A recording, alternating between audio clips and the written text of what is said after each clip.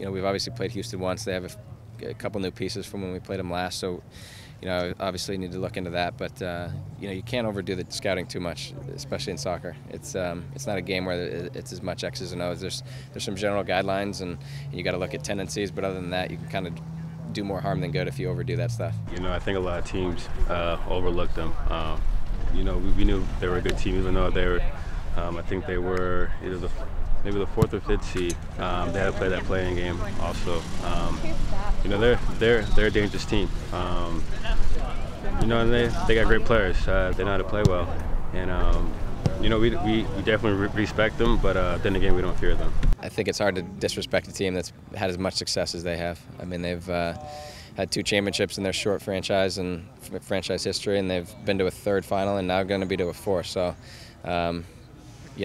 whether they feel slighted or not is on them. But there's no doubt that we respect them and the job that Dom's done there. I would say dangerous on set pieces. They got a guy that serves a good ball in, and when they score, I want to say maybe 10 goals this year on set pieces. And if we aren't sharp and and teams give them chances like that, they're going to capitalize. And they've been known to score a lot of set piece goals, and that's kind of like their bread and butter. Yeah, they almost have like 4 center mids as their midfield. I mean, all their guys kind of interchange and move everywhere, and they don't have traditional wingers. So Davis loves to tuck in and be a playmaker. Garcia loves to tuck in and be a playmaker, and it makes it difficult on us in terms of when to pick them up, when to pass them on, and so that's the communication thing, and it's something that we've been working on for the past week. At times they got midfielders that play pinched in, and sometimes they got guys that are out wide. It's all about adjusting to their formation and us being sharp in our shape. And I think if we do that, it gives ourselves a chance to make them turn over the ball in bad spots and eventually, hopefully, counterattack to a goal. I think it's an evolving team. I think they used to be a harder team.